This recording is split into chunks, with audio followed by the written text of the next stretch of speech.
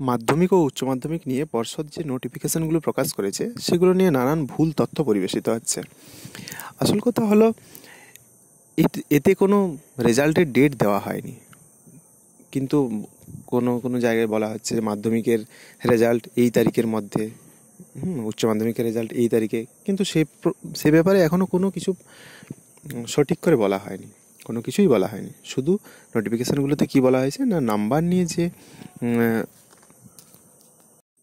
গরমিল দেখা দিয়েছে, অর্থাৎ মনে করা হচ্ছে যে এই স্টুডেন্টের নাম্বার হয়তো এই সাবজেক্টে আরেকটু বাড়তো।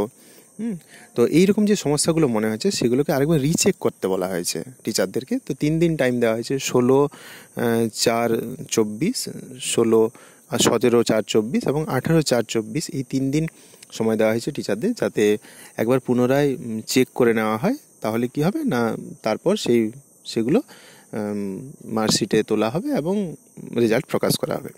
তো বরং একটা জিনিস ক্লিয়ার কি না, যখন খাতা টিচাররা জমা দিয়েছিলেন সেক্ষেত্রে এইচএসের খাতা পর্ষদকে আগে জমা দেওয়া হয়েছিল, তারপর মাধ্যমিকের জমা দেওয়া হয়েছিল। তো এই ক্ষেত্রে অনুমান একটা করা যাচ্ছে যে এইচএসের রেজাল্ট হয়তো এবছর আগে প্রকাশ পাবে এবং মাধ্যমিকের রেজাল্টটা তারপরে প্রকাশিত হবে। তো সেটাও আবার খুব একটা ডিফারেন্স থাকে না, 2-3 দিনের 4 দিনের ফারাক থাকে।